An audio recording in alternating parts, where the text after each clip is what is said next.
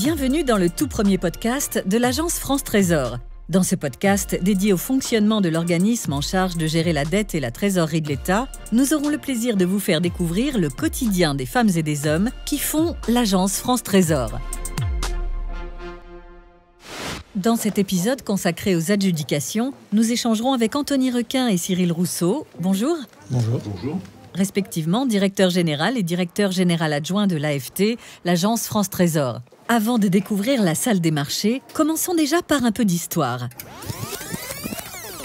Créée en 2001, celle qu'on appelait anciennement Bureau A1 est un service à compétence nationale rattaché à la Direction générale du Trésor et placée sous l'autorité du ministère de l'Économie, des Finances et de la Relance, situé dans le quartier de Bercy à Paris.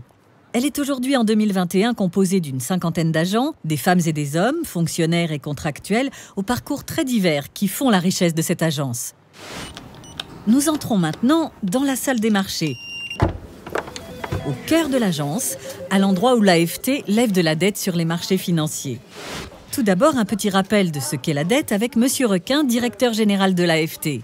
L'État s'endette pour couvrir un besoin de financement qui a deux composantes principales. Le remboursement de la dette émise précédemment, qui vient à échéance une année donnée, et puis le déficit budgétaire qui est voté chaque année par le Parlement. Donc ces deux composantes constituent le besoin de financement de l'État qu'il va falloir combler en faisant appel au marché financier, donc en émettant de la dette moyen-long terme et de la dette court terme. Très bien, mais alors qui décide des montants à emprunter ? Alors il y a différents niveaux de responsabilité. Le plafond d'émission, il est fixé par le Parlement au terme de la loi de finances qui est votée chaque année. Donc le Parlement vous dit combien vous pouvez emprunter et après ça, c'est à vous de voir comment atteindre le montant fixé. Vous intervenez à quel niveau ? Ensuite, la composition des émissions entre titres moyen-long terme, entre titres court terme, elle est du ressort des personnels et des dirigeants de l'agence France Trésor, puisque nous avons ce mandat que nous recevons du Parlement et du ministre. Donc c'est à nous de l'exécuter au mieux des intérêts du contribuable français. Donc c'est sous cette contrainte-là que nous opérons nos adjudications. Et qu'est-ce qu'un titre financier ? Un titre financier, c'est une reconnaissance de dette que fait l'État vis-à-vis de son porteur, en contrepartie de quoi il a reçu une certaine somme d'argent pour une certaine période donnée, un prêt qui est assorti d'un coupon d'intérêt. Coupon d'intérêt qu'il doit verser une fois par an, nous payons un coupon d'intérêt, et ensuite nous remboursons le principal au terme de la durée d'emprunt qui a été contractée avec l'investisseur et qui peut aller de 2 ans jusqu'à 50 ans. L'agence France Trésor propose différents titres de dette aux investisseurs, comme on pourrait soumettre différents produits de différentes marques. Monsieur Rousseau, en tant que directeur général adjoint de l'AFT, pouvez-vous nous expliquer comment cela fonctionne ? Nous avons 2 produits, 2 marques. L'une pour les titres de court terme, les BTF, les bons du Trésor à taux fixe et intérêt précompté. L'autre pour les titres de maturité supérieure à 2 ans, les OAT, obligations assimilables du Trésor. Notre approche est d'avoir les titres de dette les plus standardisés possibles.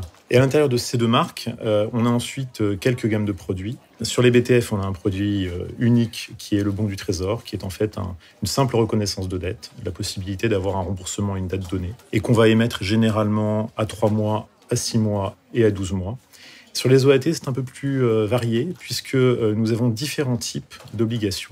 Les obligations, elles versent des coupons, versent un intérêt, les ans. Aujourd'hui, sur un certain nombre de ces obligations, cet intérêt est nul, compte tenu des taux négatifs. Mais au-delà des OAT qu'on appelle à taux fixe, on a également 2 autres types de produits. Des OAT indexés sur l'inflation française et des OAT indexés sur l'inflation européenne.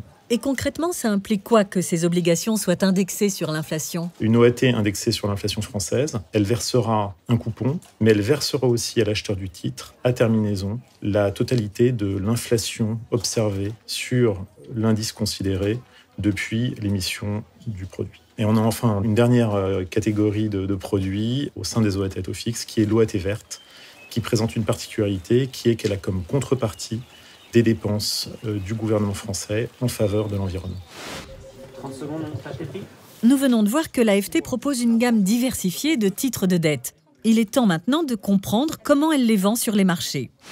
Revenons-en à l'adjudication qui est en train de se dérouler. Pouvez-vous nous expliquer ce qui se passe en ce moment devant nous ? L'État émet ses titres financiers selon 2 méthodes. L'une est la syndication et l'autre est l'adjudication. Donc c'est la technique principale d'émission de titres de dette de l'État. D'accord. Et donc ce mode opératoire-là, l'adjudication, ça consiste en quoi précisément ? Il met face à face l'État en tant qu'émetteur et les 15 spécialistes en valeur du Trésor qui sont les intermédiaires, les banques qui vont venir acheter le titre financier émis lors d'un processus d'enchère, à charge ensuite à cet intermédiaire de revendre le titre sur le marché secondaire à des investisseurs finaux, des banques, des compagnies d'assurance, des banques centrales, des gestionnaires d'actifs. Donc le processus auquel on assiste à 14h50 tous les lundis est le point d'orgue du processus d'adjudication, mais dont il faut bien comprendre qu'il s'étale sur une semaine en fait.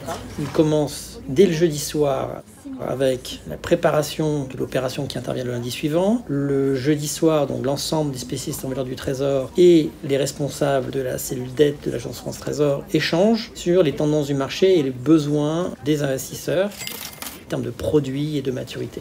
De là, il ressort une proposition de décision que la direction générale de l'AFT valide et qui est publiée le lendemain matin, le vendredi. Nous indiquons au marché quels seront les titres qui seront proposés à l'adjudication le lundi suivant et la fourchette de volume. C'est-à-dire un montant exprimé en milliards d'euros. Pour lequel ils sont susceptibles d'être émis. Donc là, aujourd'hui, lundi, on procède à l'adjudication au plus offrant. Nous allons sélectionner les meilleures offres. Cumul adjugé, 2 495 millions. Nous allons publier la décision qui se caractérisera donc par un volume, un taux d'intérêt moyen et un taux limite, qui est le dernier prix auquel les enchères auront été retenues. Et toutes ces décisions, on en garde une trace quelque part ? Ces opérations-là interviennent en utilisant l'infrastructure de la Banque de France, qui agit comme tiers de confiance pour assurer la neutralité du processus d'adjudication.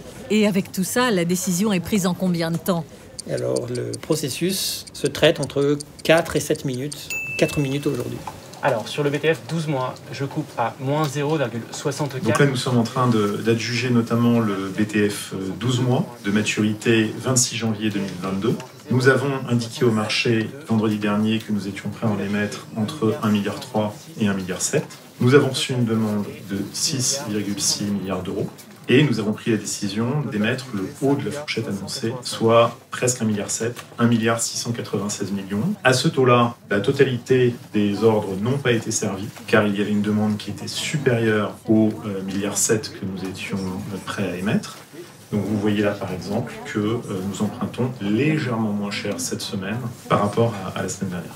Cumul adjugé, 1,696 milliard. Total demandé, 6,6 millions. Je confirme. Total adjugé, 5,585 milliards. Depuis quand ça se passe comme ça ? Les syndications étaient les modalités privilégiées pour l'émission de la dette française jusqu'aux années 80. Dans les années 80 a été prise la décision de mettre en place et de généraliser un modèle d'adjudication qui, d'une certaine façon, industrialise notre processus, nous permet donc de conduire de nombreuses adjudications de façon extrêmement productive. Et aujourd'hui, l'adjudication permet de mettre en œuvre de 90 à 95% de notre programme de financement à moyen long terme et la totalité de nos opérations de financement à court terme. L'adjudication à laquelle nous venons d'assister est maintenant terminée. Que se passe-t-il ensuite ? La dernière partie du processus d'adjudication se tiendra dans 2 jours, où nous procéderons au règlement livraison de l'adjudication, donc où les banques apporteront le numéraire, le cash, et où l'État livrera sous forme dématérialisée les titres en créditant le compte titre des différents SVT. 4, 3, 2, 1. C'est Katarzyna, de ce côté-là. Oui, allô. Il est 14h50. En clôture, est-ce que vous pouvez envoyer les résultats, s'il vous plaît ?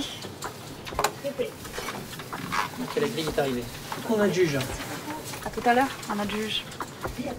Le marché est informé, l'adjudication est terminée.